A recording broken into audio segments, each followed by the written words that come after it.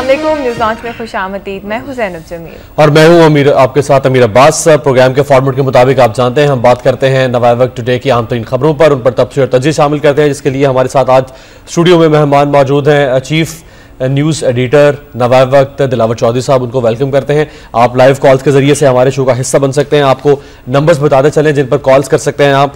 0423 हमारा कोड है और 63121187 और दूसरा नंबर है 0423631527। इन दोनों नंबर्स पे कॉल करके आप हमारे लाइव शो का हिस्सा बन सकते हैं। और न्यूज़ लॉन्च में बढ़ते हैं नवाए वक्त टुडे की जानिब।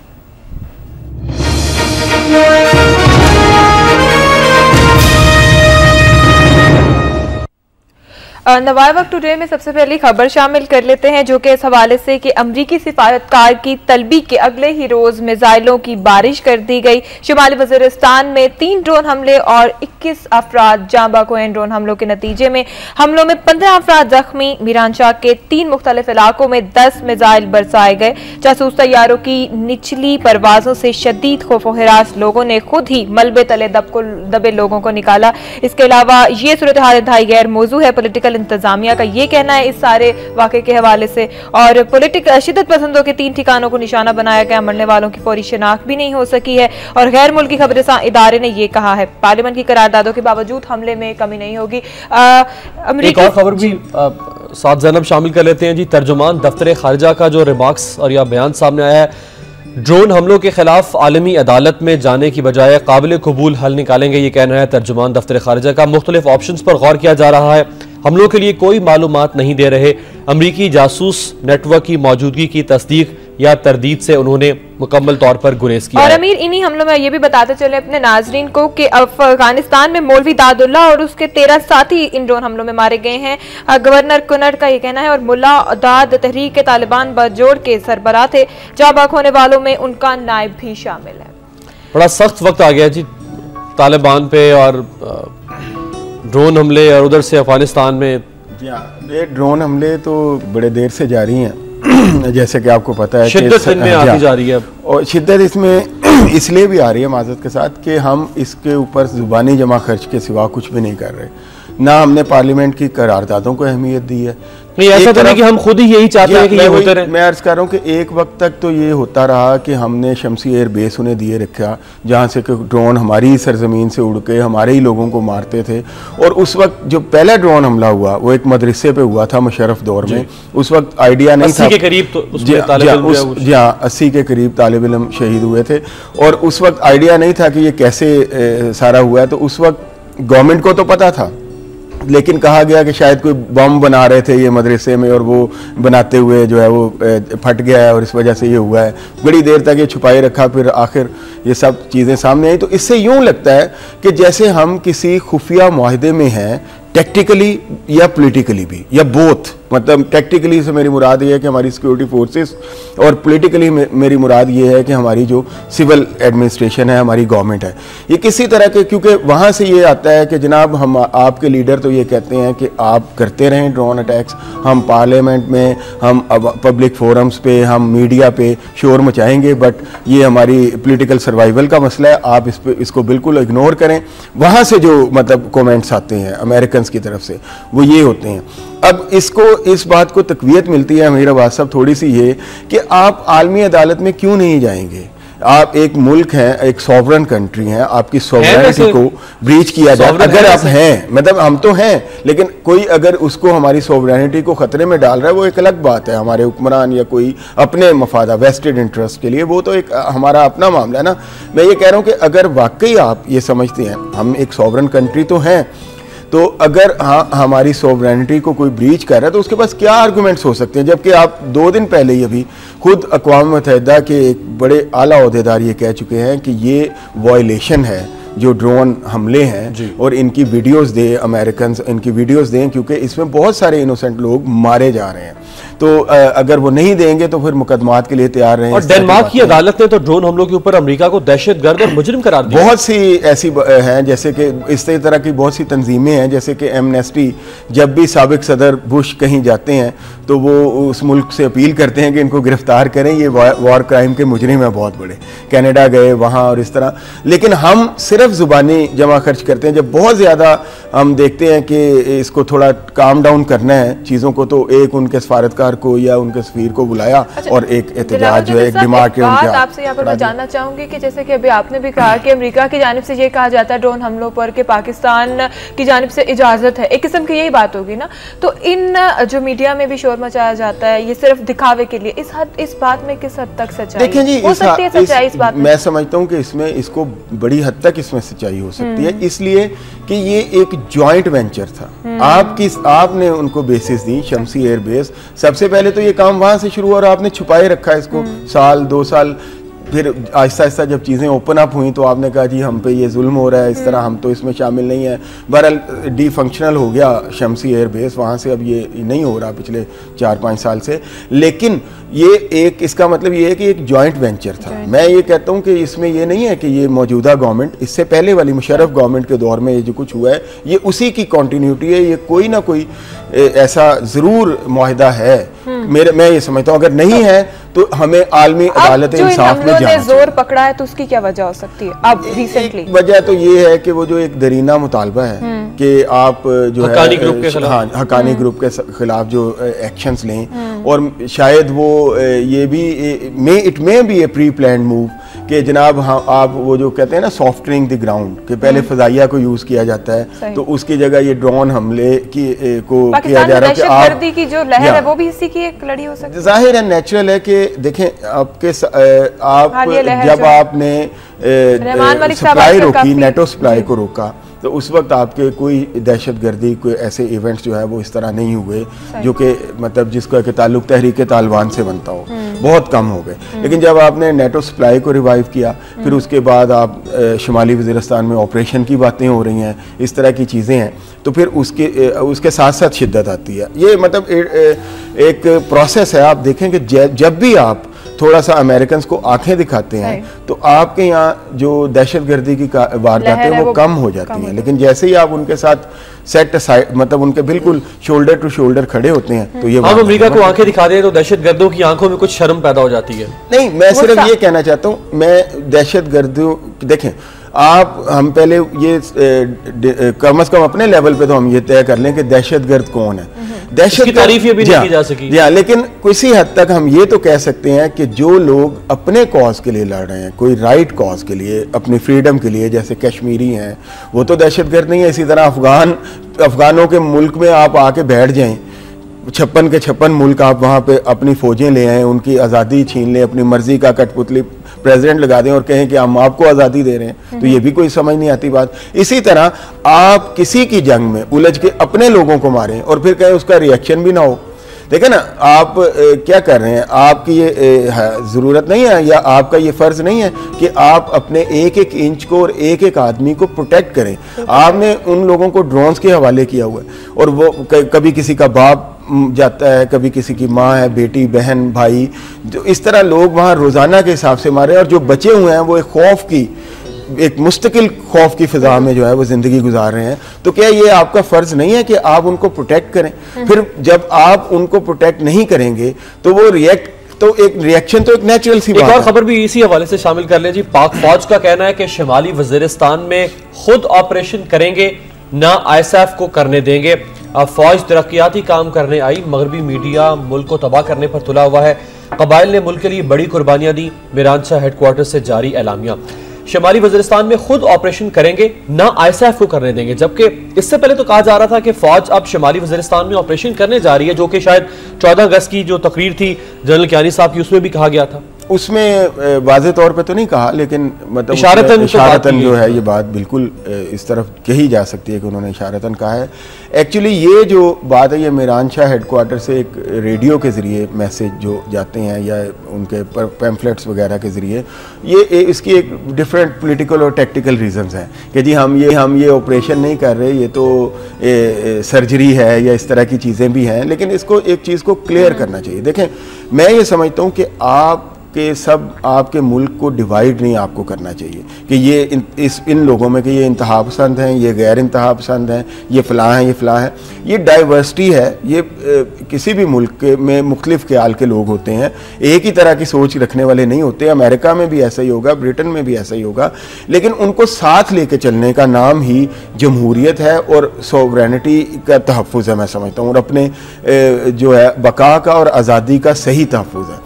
ये नहीं है कि आप किसी के कहने पे आके उनको जो है वो उनके खिलाफ तोपे और गोला बारूद उठा के तो उनको मारने लगे कि आप इंतहा पसंद हैं, आपकी सोच हमारे साथ नहीं मिलती।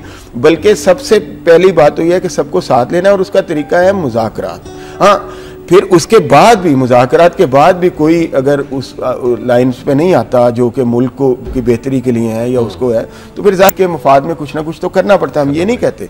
लेकिन कोई भी जंग मैदान जंग में ही नहीं जीती जाती, कोई भी स्ट्रेटेजिक, मतलब आप ये समझें कि हर चीज़ का हल ये है कि फौजी ऑपरेशन है, ये एक जरिया तो हो सकता है किसी हल का। सब यहाँ पर एक लाइव कॉलर शामिल कर लेते हैं। मिसेस जावेद है जी, कहाँ से मिसेस जावेद हमारे साथ? थैंक यू मदियम, मैं एक्चुअली रावलपिंडी कैंट से बोलती हूँ।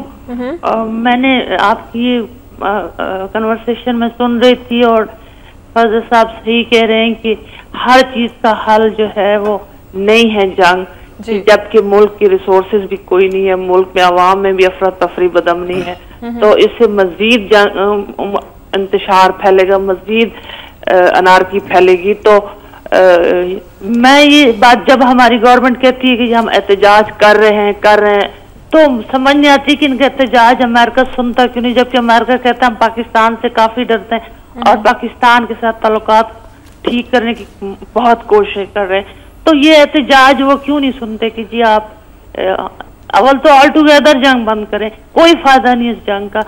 ये फाटा के आम इनोसेंट मुसलमानों को मार रहे हैं, बहुत कम कोई परसेंटेज थी भी से तो वो चली गई अफगानिस्तान।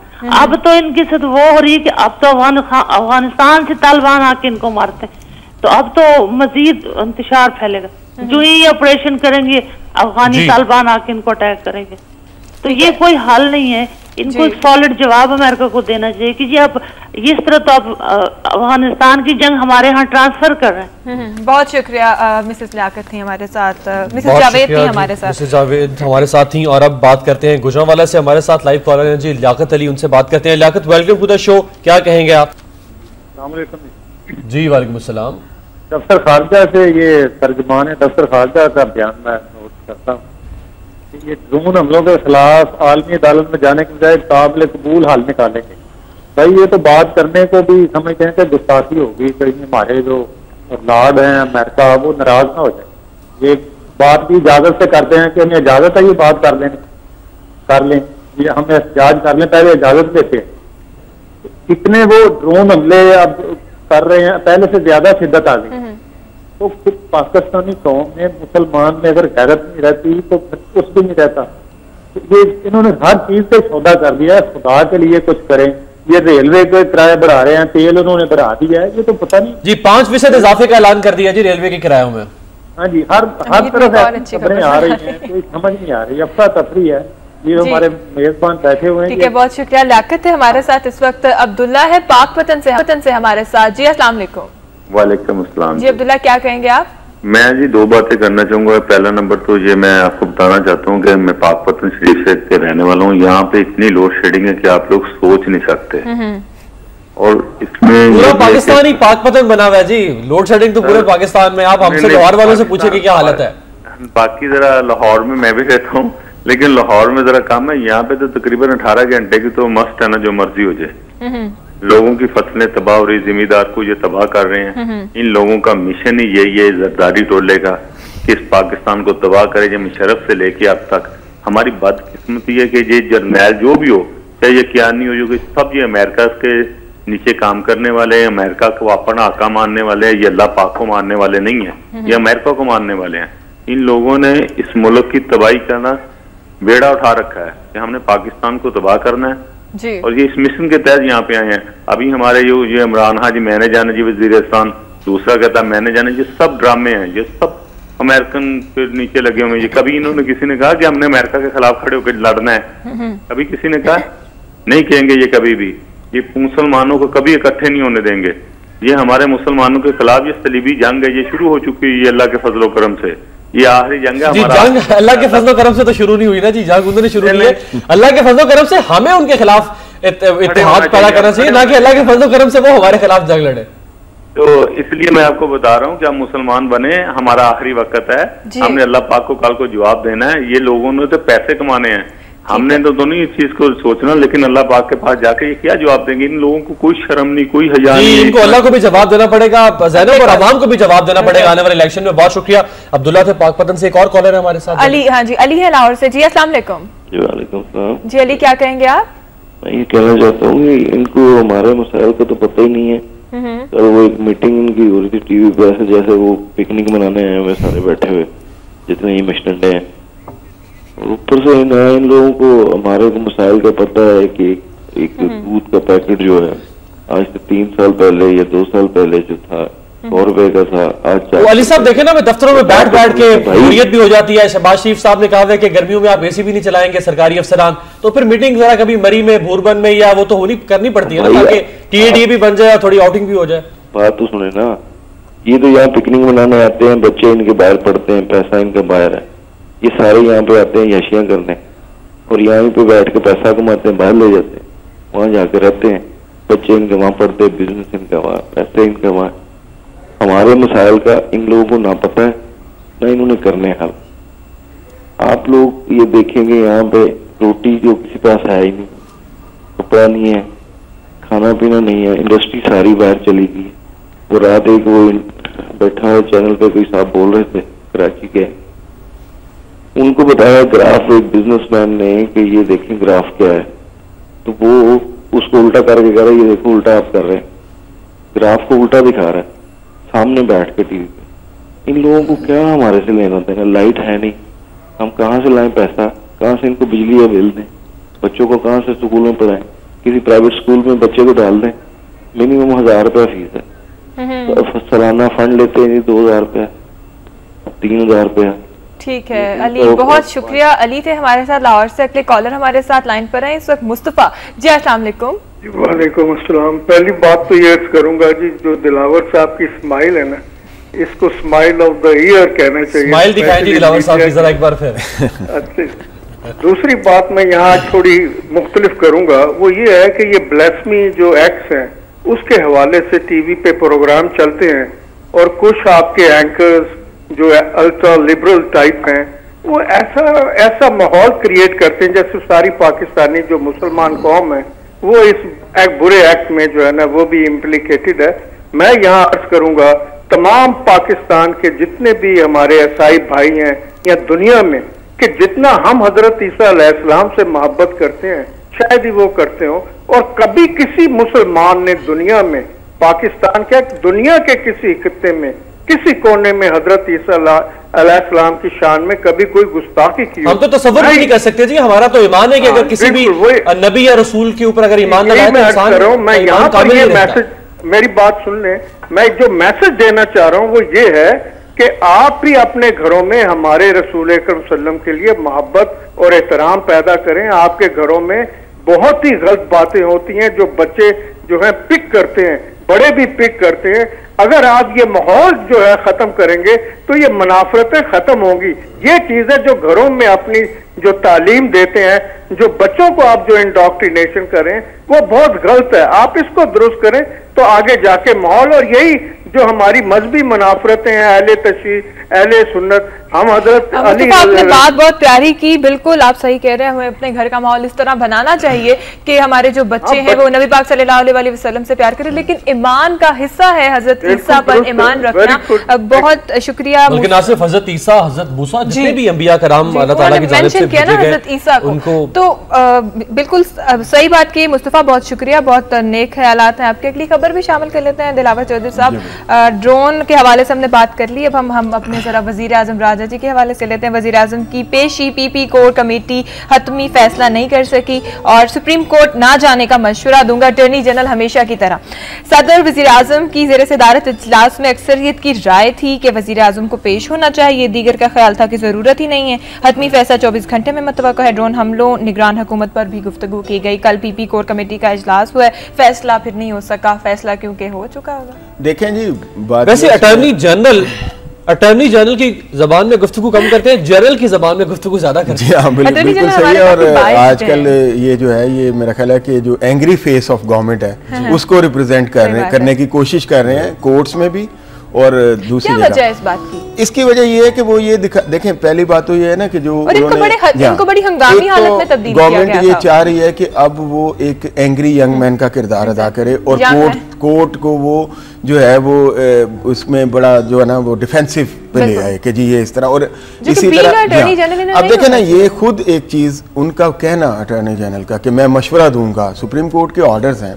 हाँ, एक तो वो ये कह रहे हैं जी मैं ये मशवरा दूंगा कि आप ना पेश हों, तो ये तो खुद कंटेम्प्ट है अपनी जगह पे। मतलब कंटेम्प्ट नोटिस पे प्राइम मिनिस्टर को ये मशवरा देंगे कि आप पेश ना हो, तो उनको ऐसे ही मशवरों के लिए रखा गया है ना। तो लेकिन आइन के कंधे पर बंदूक मैं वही अर्ज कर रहा हूँ ना कि इस मौके के ऊपर प्राइम मिनिस्टर को खुद रियलाइज करना चाहिए कि ये जो प्रेजेंट है इसने पास्ट बनना है और इसको फ्यूचर की छलनी में चला जाना है। और फिर जब वो छलना है और उसमें देखना है कि किसने क्या किया, तो प्राइम मिनिस्टर उस फ्यूचर को ज़हन में रखें और पूरी तरह ओबे करें। देखें, कोर्ट का काम ये होना चाहिए जो कि चीफ जस्टिस साहब कह चुके हैं, let the justice be done दो हेवंस फॉल।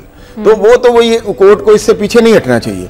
लेकिन हमारे प्राइम मिनिस्टर को भी ये पता रखना चाहिए कि वो अवामी नुमाइंदे हैं, पब्लिक रिप्रेजेंटेटिव हैं, वो किसी सदर के या किसी पार्टी के को चेयरपर्सन के मुलाजिम नहीं। आपने कहा कि वो सदर के नुमाइंदे नहीं है, पीपी कमेटी ने तो फैसला नहीं किया अभी तक उनके पेश होने का, तो ये सदर के कहने पर वो पेश होंगे या नहीं होंगे? नहीं, मैं कह रहा हूं कि इस मौके पे प्राइम मिनिस्टर जो कि बैठे हुए थे इजलास में, उनको ये कहना चाहिए कि आप इस इशू को रेज ही ना करें। कोर्ट ने मुझे बुलाया, वो कहते हैं कि मुझे पगड़ी जरदारी साहब ने पहनाई है, और आप कैसे उनके सामने बोले? फिर अगर वो ये कहते हैं कि मुझे पगड़ी जरदारी साहब ने, तो फिर ये वो दावा ना करें कि वो जमहूरियत के नुमाइंदे हैं, बेनज़ीर का नाम भी लिया जा रहा है, ठीक है ना। अगर वो अवाम के नुमाइंदे हैं तो जो अवामी एस्पिरेशंस हैं उनको उन पे पूरा उतरना पड़ेगा और कोर्ट का एहतराम करना पड़ेगा। अवामी एस्पिरेशन तो जी डेस्परेशन होगी। कोर्ट के पास तो बहुत से हल हैं। देखें ना, आर्टिकल 190 है, वो थ्रू आर्मी भी अपने ऑर्डर्स को इम्प्लीमेंट करवा सकती है। आर्टिकल 187 है जिसके तहत तमाम इदारे वैसे ही उसकी बात मानने के पाबंद हैं। आर्मी तो एक तरफ रह गई, वो किसी कहीं आईजी इस्लामाबाद को ना कह दे कि प्राइम मिनिस्टर को ले देंगे ना 187 के, हम 190 की बात करते हैं ना, वो तो बड़ी दूर की बात है कि जी आर्मी ने आईजी साहब को कहेंगे, आईजी साहब भी नहीं मानेंगे, क्योंकि आपको बता दूं बिनियामीन साहब जब पीपल्स पार्टी ने जब आर्टिकल 187 काम नहीं करेगा तो फिर आर्टिकल 190 काम करेगा। कोर्ट ने तो अपने ऑर्डर्स पे इंप्लीमेंट करवाना ही है। तो दूसरी बात ये है, मैं ये कहूँगा कि आप उस मतलब ये है कि आपने तारीख बनना है। प्राइम मिनिस्टर जो हमारे मौजूद है उनको ये पता होना चाहिए साहब वाली तारीख कल को ये ना हो कि आप ये सोचें कि जी मैं उन लोगों में से हूं कि जिन्होंने कोर्ट को बिल्कुल ही डिनाई कर दिया और फिर जो कुछ हुआ खैर वो तो होना ही है।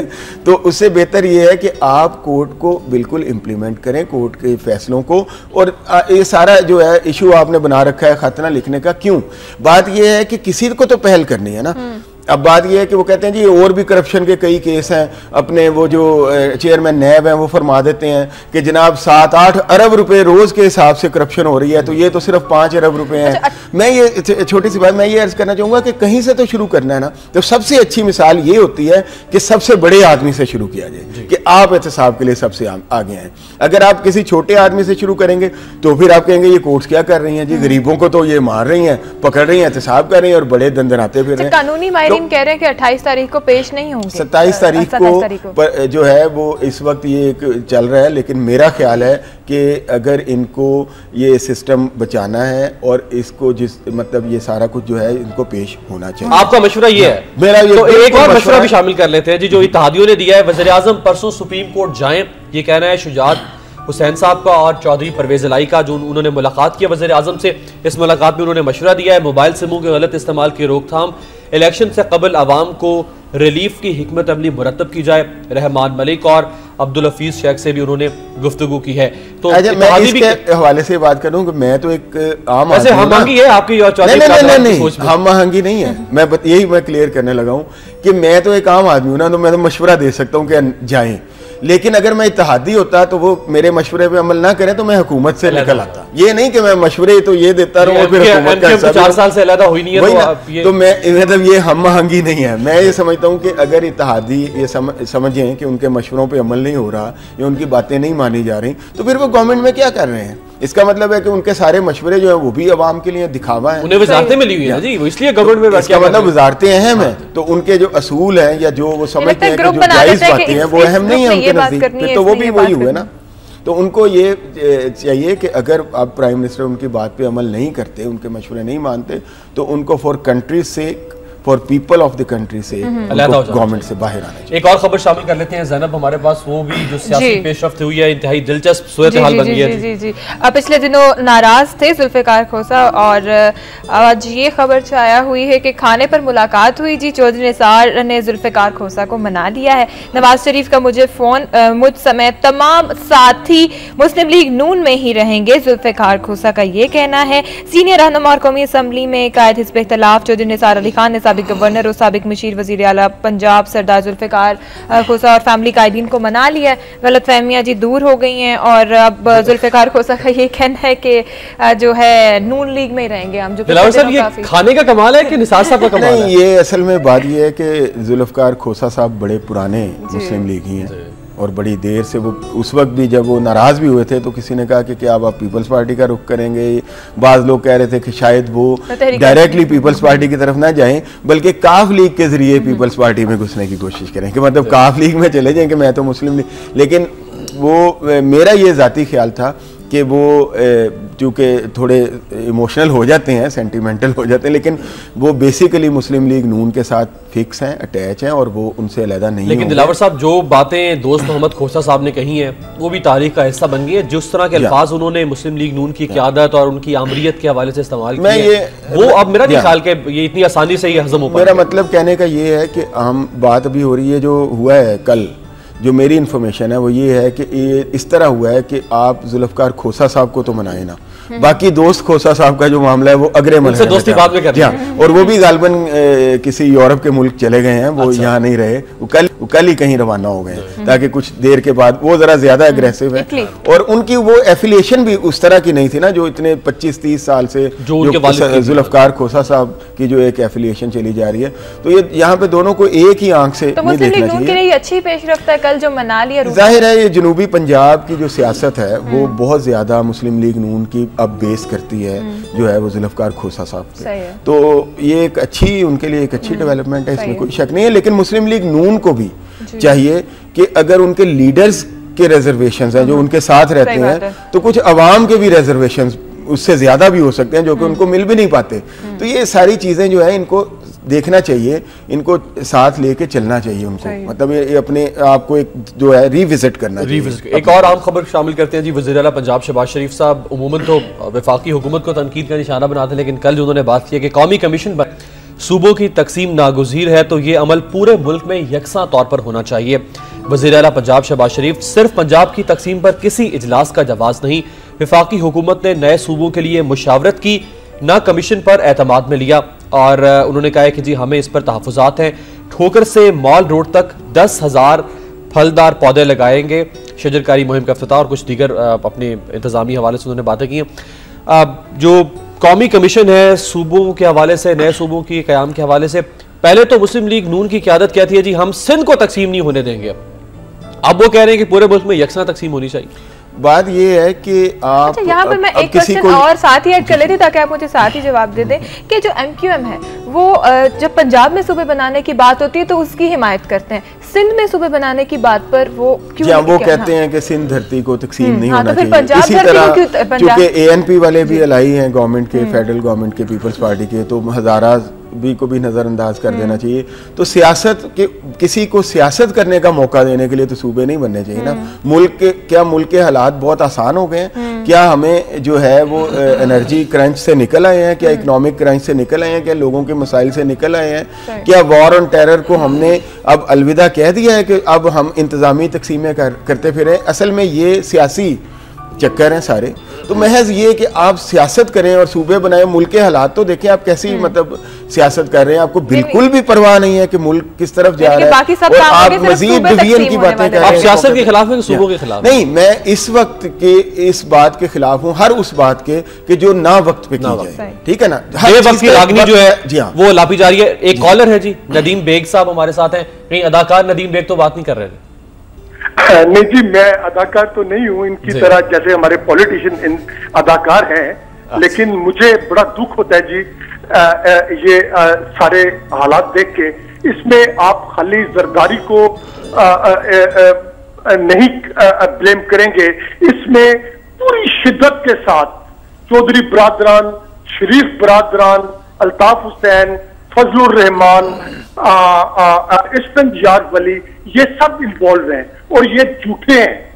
ये मैं आपको गारंटी देता हूं कि अगर आइंदा मुस्लिम लीग या पीपल्स पार्टी गवर्नमेंट में आई तो ये मुल्क बाकी नहीं रहेगा। तो फिर किसको आना चाहिए गवर्नमेंट में? नदीम साहब, हम तो नहीं कह रहे कि सिर्फ जरदारी साहब सारे मामलों के जिम्मेदार हैं। ऑपोजिशन खुद कह रही है कि जरदारी साहब जिम्मेदार हैं। वो कहते हैं ना कि शरीके जुर्म ना होते तो मुखबरी करते।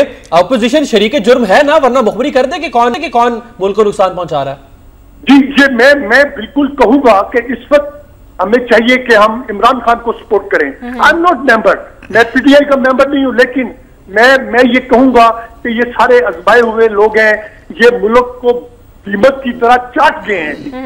ये इन पे आप ट्रस्ट नहीं कर सकते हैं। और मुझे आप ये बताएं कि ये नवाज शरीफ कहता है कि मैं इकोनॉमिक बम लेके आऊंगा।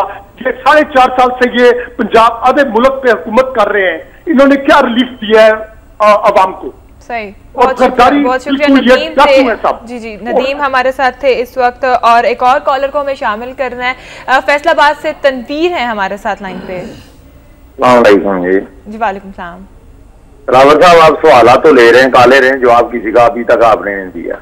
अच्छा, ये मैं पूछना ये चाहता हूँ, जब इलेक्शन होते हैं तो ये कहते हैं फलानी पार्टी को वोट ना देना, वो कातिल लीग है, ये चोर लटेरे हैं, इन्होंने मुल्क का बेड़ा वगैरह कर दिया, इन्होंने आमरीत का साथ दिया, अगर मुल्क बचाना है तो उनको वोट ना देना। अच्छा बाबा, जब इलेक्शन हो जाते हैं तो ये जमातें आपसे वजारतें भी लेती हैं मुल्क की वसी तर मफाद में, वो मुल्क की वसी तर मफाद में आपके साथ शामिल भी हो जाती हैं। 23 वजारतें, ये कराची के बहुत बड़े कातिल हैं, इनको वोट ना देना, वो आपके साथ वजारतों में भी बैठे हुए हैं। ये दिलावर साहब, मुल्क की विसी तर मफाद का कोई मकसद मुझे बता दें कि इन सियासतदानों के घरों के मफाद को मुल्क की विसी तर मफाद कहते हैं, इनकी वजारतों को मुल्क की, अच्छा है तो मुल्क की विसी तर मफाद, वजारतें किसी शौक में ले रखी हैं। नलैक, हमने इनको वोट नहीं दी, ये नलैक है, इनको इन्होंने मुल्क का बेड़ा गर्क कर दिया। और भाई आपने वजारतें इनको क्यों दे रखी हैं? इनको क्यों हड्डियां पटे क्यों इनके गलों में डाल रखे हैं? ये सिर्फ हुकूमत बचाने के लिए, मुल्क का कोई इनको मफाद नहीं है कि मुल्क इनसे बचता है कि नहीं बचता। वजारतें दे रखी हैं, खजाने पे बोझ बना रखा है, तेल की कीमतें बढ़ रही हैं, अवाम गरीब लोग मर रहे हैं, ये किराए बढ़ा रहे हैं, इनको इस चीज का साथ नहीं है। कोर कमेटी का इजलास बुला लेते हैं, अवामी मफाद के लिए बुलाएं, आप वजीर आजम पेश होंगे नहीं होंगे? ये वजीर आजम तो ये दरबार बन गए हैं, ये जांच से लेंगे कोर कमेटी से पेश होना कि नहीं होना, इनकी अपनी जाति का राय कोई नहीं है वजीर आजम की। अच्छा तनवीर, आप फैसलाबाद से बात कर रहे हैं। फैसलाबाद को मैनचेस्टर ऑफ पाकिस्तान कहते हैं, सनती शहर है। आज के लोड शेडिंग की क्या सूरत हाल है आपके शहर में? पहले से कुछ फर्क जरूर है, इसमें कोई शक नहीं, पहले से कुछ फर्क जरूर है कि आगे गैर लानियां होती थी, अब गैर लानियां नहीं होती। यही शुक्र अदा करती, इतना इन्होंने हमारा दिमाग खराब कर दिया कि हम गैर लानियां खत्म होते रब का शुक्र अदा करते हैं, अल्लाह आज गैर लानियां खत्म कर दी, इतनी खुशी मनाते हैं। चले जी, बहुत शुक्रिया जी तनवीर थे फैसलाबाद से। ये जो मुल्की मफाद की एक और लाइन पे हमारे साथ कॉलर मौजूद है अजहर, काफी देर से इंतजार कीजिए। अस्सलाम वालेकुम। अस्सलाम वालेकुम जी। वालेकुम सलाम जी, क्या कहेंगे अजहर साहब? वालेकुम सलाम। जी जी जी अजहर साहब बोले, क्या कहेंगे? ये है कि विलेजेस एरिया से है तो ये लोग ना मसले कोई किसी का हल नहीं करता, बस जब वोट लेने होते हैं तो फिर ये कह देते हैं कि आओ जी अस्सलाम वालेकुम, वेलकम जी, आप हमारे बाप हैं, हम आपके बेटे हैं जी। तो ऐसे ही ये बातें कर के वोट ले लेते हैं। इनको नहीं पता है कि इनके ये रहते कैसे है, पानी नहीं है, जिम्मेदारा करते हैं, बिजली नहीं है, क्या करें? टैक्स इतने लगा दिए हैं कि बेतहाशा। क्यों? ये कोई गांव का लोग वजीर आजम या प्राइम मिनिस्टर होना चाहिए जिसके हाथ में डंडा हो, तो इनको निकाल देना चाहिए। ये मखसूस हिस्से होनी चाहिए। ये जो इन्होंने दादा पोता वाली वो बनाई है, वो इन्होंने बनाया वजीर आजम अपने ही बना ले। या जी आपने बेटा मिस कर दिया ना, दादा के बाद बेटा, फिर उसके बाद पोते की बारी आती है ना, तो सारी नस्लें ही माशाल्लाह सियासत में होती है ना। ये शुरू से ही ऐसे ही आ रहे हैं ना जी। जी ठीक है, बहुत शुक्रिया। अजहर थे हमारे साथ लाइन पर मौजूद। एक और कॉलर है हमारे साथ लाइन पर मौजूद। जी नैयर सदफ साहिबा जी शायद लाहौर से कॉल कर रही हैं। Ji Nayyar, welcome to the show, क्या कहेंगी?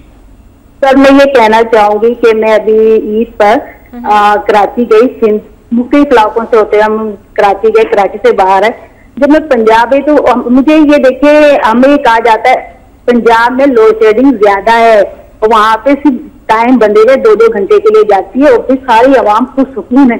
और ये कहा जाता है जब हमारा वजीर आला चीखते हैं, चिल्लाते बिलास करते हैं कि बराबर तकसीम करें, तो कहते हैं नहीं वो झूठ बोल रहे हैं, सारे मुल्क में एक जैसी है। मैं खुद होकर आई हूँ, मैं हैरान हूँ कि हम कितनी मुश्किल से वो गुजार रहे हैं, वो लोगों में इतनी नहीं जितना शोर मचा रहे हैं। तो मैं वाजिब तौर पे कह रही हूँ, प्रैक्टिकल बात है, पंजाब में दूसरे सूबों में जो है, सिंध में इतनी ज्यादा नहीं है।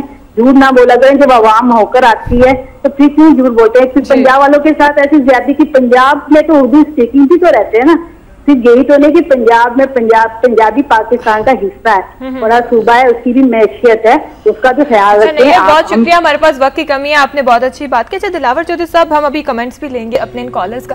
हमारे कॉलर्स को आजकल सिर्फ मतलब हमारी जो आवाम है, सिर्फ बिजली और महंगाई मसला नहीं है, इसका कोई प्रॉपर हल चले। जी हमारे सियासतदान ठीक नहीं है, वो अपने तौर पर जो भी गलत कर रहे हैं वो कर रहे हैं। हमारी अवाम अपने मुल्क के लिए क्या कर सकती है? आपको नहीं लगता कि एजुकेशन को आम करना चाहिए ताकि अवाम में शऊर ज्यादा है? अपने तौर पर तो आवाम कुछ करे ना। एजुकेशन को आम बिल्कुल करना चाहिए, इसमें तो इसका तो कोई नेमुल बदल ही नहीं है। लेकिन इसके ये तो एक टाइम टेकिंग प्रोसेस है ना, कि आप एजुकेट करें लोगों को या उनको विजनरी बनाएं, तो उसमें इट विल टेक टाइम। मैं समझता हूँ अवाम को ये करना चाहिए कि अपने इलाकों में जो अच्छा आदमी है, एजुकेटेड आदमी है, जिसका कोई किरदार वाला आदमी है, अब उसको एम्फेसिस करना चाहिए कि तुम इलेक्शन लड़ो। जैसे कि अभी उन्होंने कहा, मैं ये समझता हूँ कि अवाम को अब ये एक तो ये कंट्रीब्यूट करना चाहिए ताकि सारे वडेरे उसके दुश्मन बन जाएं। बेशक बन जाए, अवाम को फिर उसका मतलब लोगों को उसका साथ देना चाहिए। अवाम के आगे कोई नहीं ठहर सकता। मैं आपको एक बात बताऊं, कब दुनिया की तारीख में जितने भी इनकलाबात हैं, देखें बात यह है कि किसी ने चुएन लाई से पूछा कि आपका फ्रेंच रेवोल्यूशन के बारे में आपका क्या ख्याल है, उसने कहा अभी it will be too early to speak, कि उसका इतना बड़ा इम्पैक्ट है कि मतलब कहाँ 1770 के करीब ये इनकलाब आया और कहाँ 1950 के बाद चुएन लाई से पूछा जा रहा है। तो वो कह रहे थे कि it's too early to speak, कि अवाम का फिर जब अवाम उठते हैं तो उसका ऐसा बड़ा इम्पैक्ट होता है कि वो 200 साल के बाद भी एक बड़ा लीडर कहता है कि ये अर्ली है अभी बोलना। अवाम के आगे कोई ताकत नहीं ठहर सकती। दुनिया की तारीख पढ़ लें, कोई भी इनकलाब देख लें। और दूसरी बात यह है कि ना किसी ने प्लेट में रख के किसी को राइट्स दिए हैं कभी भी। अगर आप महज हर चीज को अपनी तकदीर समझ के कबूल करते चले जाएंगे तो आपको और बर्डनाइज किया जाता रहेगा, जो कि होता है और हो रहा है। कि मैं मतलब ये है कि जब हुकूमत पिछले माली साल में 4.25 अरब रुपए रोजाना के हिसाब से कर्ज ले रही थी, अब वो 8 अरब रुपए रोजाना के हिसाब से कर्ज ले रही है, क्योंकि अवाम जो है वो उस तरह अपना किरदार अदा नहीं कर रहे, एक प्रेशर ग्रुप नहीं बन। वक्त चूंकि बहुत कम है, कॉल्स काफी ज्यादा आ रही है। कराची से लास्ट कॉल शामिल करते हैं, हमारे साथ मौजूद है कराची से ji Abdul Rashid Ghauri. Welcome to the show. Ghauri साहब क्या कहेंगे आप? अस्सलाम वालेकुम। अच्छा गौरी साहब जरा अपने टीवी का वॉल्यूम कम कर दीजिएगा।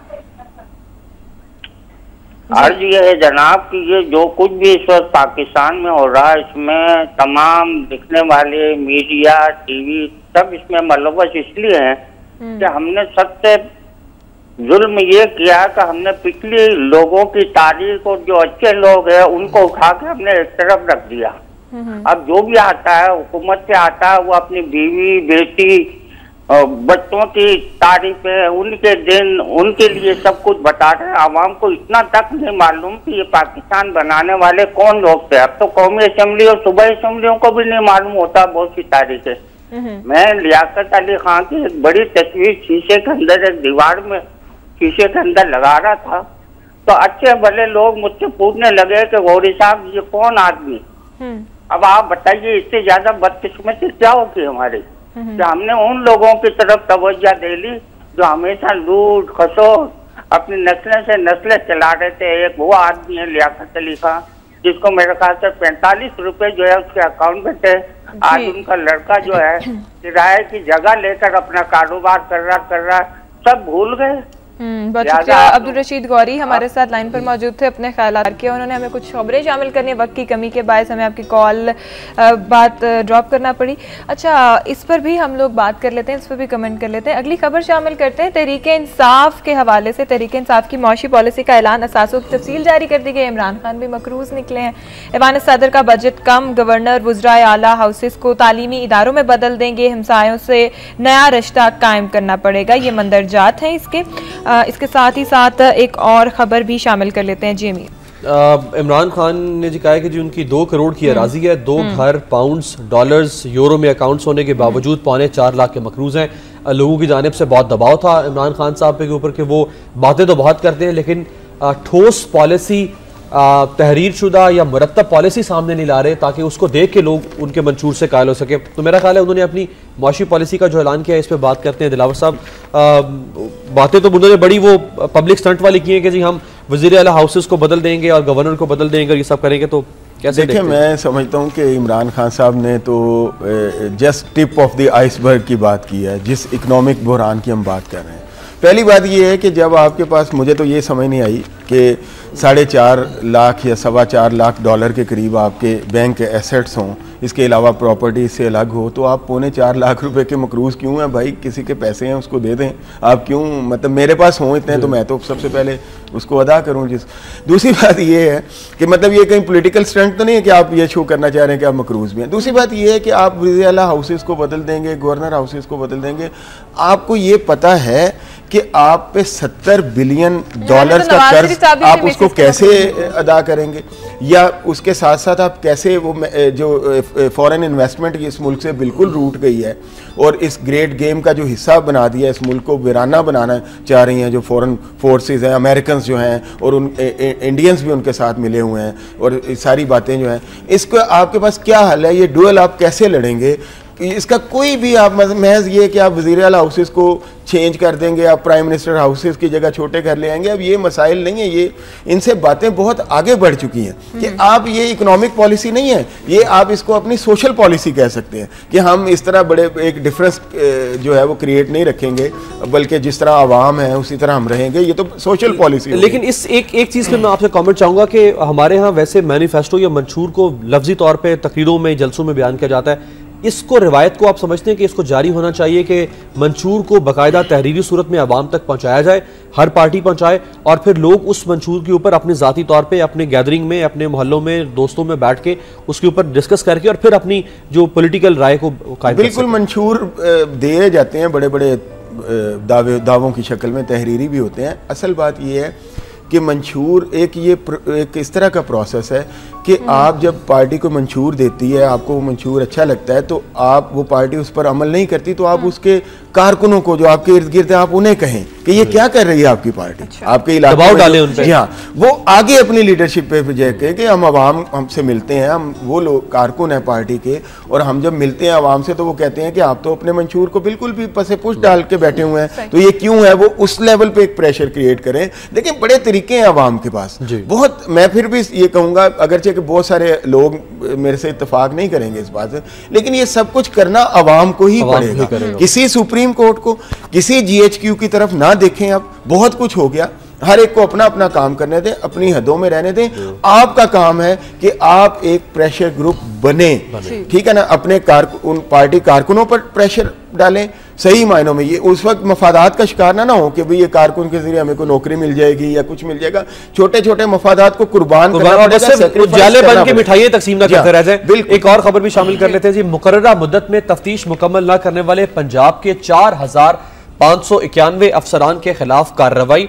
88,281 चालान नामुकम्मल तफ्तीश के बायस मुकर्ररा मुद्दत में दाखिल न किए जा सके। 43,530 केसेस में अबूरी चालान पेश किया गया। Law and justice commission sub committee national judicial policy making के इजलास में चारों सूबों के गफलत के मुर्तकिब तफ्तीशी अफसरान के खिलाफ कार्रवाई का जायजा लिया गया। असल मसाइल तो जी ये है, अदालतों, पुलिस, थाना, कचहरी, जिसको हल नहीं मैं यही अर्ज करना चाह रहा हूँ कि ये जो जुडिशल पॉलिसी दी गई थी, मैं इससे थोड़ा सा मतलब माजरत के साथ मैं ये कहूँगा कि उस जुडिशल पॉलिसी पर भी पूरी तरह अमल नहीं करवाया जा सका हायर कोर्ट्स की तरफ। लोग अभी तक रुल रहे हैं अदालतों में, ख्वार हो रहे हैं और कोई उनका पुरसाने हाल नहीं है। और करप्शन उसी तरह है सब कुछ, मतलब किसी हद तक कोई कम हुई हो तो हुई हो, लेकिन वो भी आटे में नमक के बराबर है। तो लोगों के मसाइल जो हैं वो जो एक जुडिशल पॉलिसी दी गई थी अदलिया की जानिब से, आला अदलिया की जानिब से, उस पर भी पूरी तरह क्या मैं कहता हूँ उसका 50% भी इम्प्लीमेंट, ये अदालत को इस तरफ भी ध्यान देना पड़ेगा, ठीक है ना। दूसरे साथ साथ ये है कि मतलब सिर्फ ये नहीं है कि हम मतलब ये सोचें कि लोग हमें पोलिटिसाइज करें अदलिया को, उसके बजाय ये एडमिनिस्ट्रेटिवली भी उसी तरह उसी क्विकनेस के साथ जो है वो बढ़ना पड़ेगा ताकि लोगों के मसाइल हल हों। खाली ये नहीं है कि आप मतलब बड़े बड़े केसेस तो ठीक है सुने, वो हम उसमें मुदाखलत नहीं कर सकते, इंटरफेयर नहीं कर सकते, अदलिया का मामला है, लेकिन इसके साथ साथ ये जो एडमिनिस्ट्रेटिव एक्टिविटीज हैं इनको भी बहुत तेज अगली खबर भी शामिल कर लेते हैं। वक्त चूंकि कम है हमारे पास। बैनुल मसालिक हमआहंगी के लिए हुकूमत उलमा पर मुश्तमिल काउंसिल बनाए। रहमान मलिक साहब ने यह कहा कौमी बैनुल मसालिक का कॉन्फ्रेंस 30 अगस्त को होगी। काउंसिल में तमाम मसालिक के उलमा शामिल होंगे। चेयरमैनशिप बारी बारी दी जाएगी।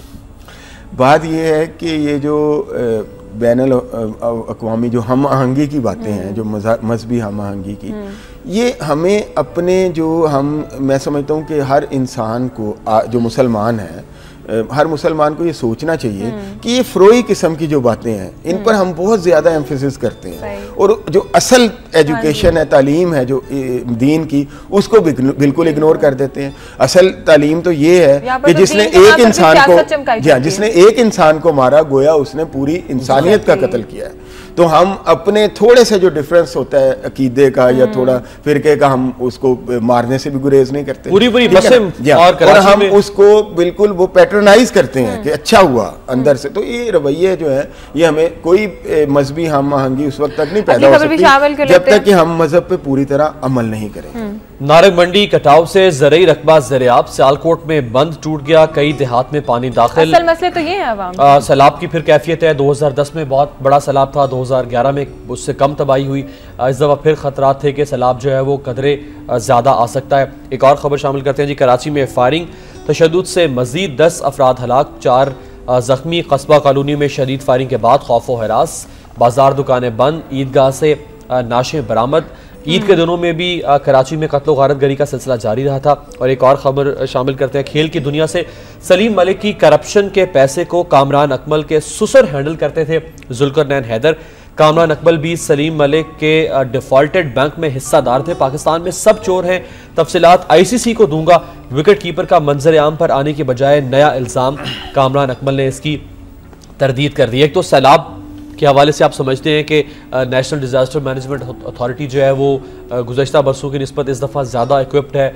नहीं, मैं नहीं ये समझता, ऐसी कोई बात नहीं है, फंड्स भी नहीं है और इसी तरह है सारा सिलसिला जो है। लोग 90% लोगों को अपनी मदद आपके तहत ही करना पड़ता है, कुछ नहीं। फिर वो लोगों से अपील की जाएगी और अकाउंट्स ओपन करवाए जाएंगे और वो भी उसमें भी फिर जो कुछ होता है वो आपको पता है। मैं उस मदद की बात कर रहा हूँ जो लोग खुद जाके लोगों की मदद करते हैं, ज्यादातर 90% फ्रेंड्स ऑफ पाकिस्तान बनाए जाएंगे और उनसे कहा जाएगा 90% तो यही होता है ना। देखिए असल बात ये है अमीर अब्बास साहब के डिजास्टर्स भी आते हैं, नेशनल डिजास्टर्स भी होते हैं, कौमों के जिंदगी में और भी प्रॉब्लम्स आती रहती हैं, जिंदा लोगों के लिए मसाइल तो आते हैं। अगर आप डिजास्टर अमेरिका में आते हैं, जी हाँ, सारा वही ना, हर जगह ये होता है। जो जिंदा लोग हैं उन्हें जो फोर्सेस ऑफ नेचर हैं उनकी तरफ से चैलेंजेस मिलते ही रहते हैं, कोई ऐसी बात नहीं है।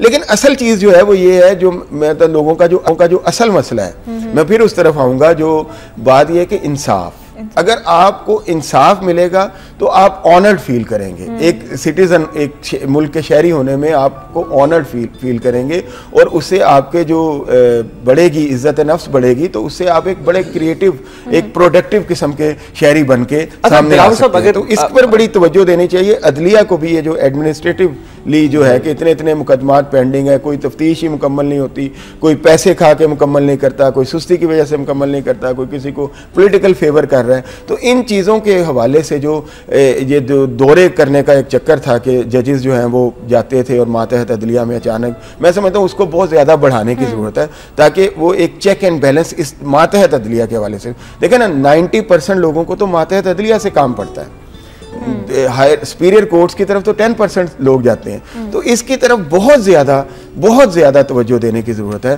ताकि सबको जब इंसाफ एक परपेचुअल अंदाज में मिलना शुरू होगा, एक मुस्तकिल अंदाज में, तो फिर इस माशरे में एक थोड़ी सी इंसानियत जो है वो उसको भी मजीद मतलब बढ़ावा मिलेगा। आखिरी खबर शामिल करते हैं जी। वक्त की किल्लत के बायस पाकिस्तानी शहरियों, कंपनियों को भारतीय स्टॉक मार्केट सरमायाकारी की भी इजाज़त, एलामिया जारी। भारत में किसी भी किस्म की सरमायाकारी foreign investment promotion of India की इजाज़त से मशरूत होगी। पाकिस्तानियों को दिफा या एटमी शोबे में सरमायाकारी की इजाज़त नहीं होगी। भारतीय मरकजी बैंक का एलामिया। 2 बैंक्स की पाकिस्तान में ब्रांचेस खोली जाएंगी और 2 पाकिस्तानी बैंक्स की भारत में खोली जाएंगी। इस पर भी इंशाल्लाह आने वाले प्रोग्राम्स में बात करेंगे, लेकिन वक्त चूँकि बहुत कम है। दिलावर साहब का शुक्रिया अदा करते हैं, और आप सबका भी जिन्होंने कॉल्स की और हमारे प्रोग्राम में दिलचस्पी या पसंदीदगी का इजहार किया। यह वक्त हुआ एक ब्रेक का।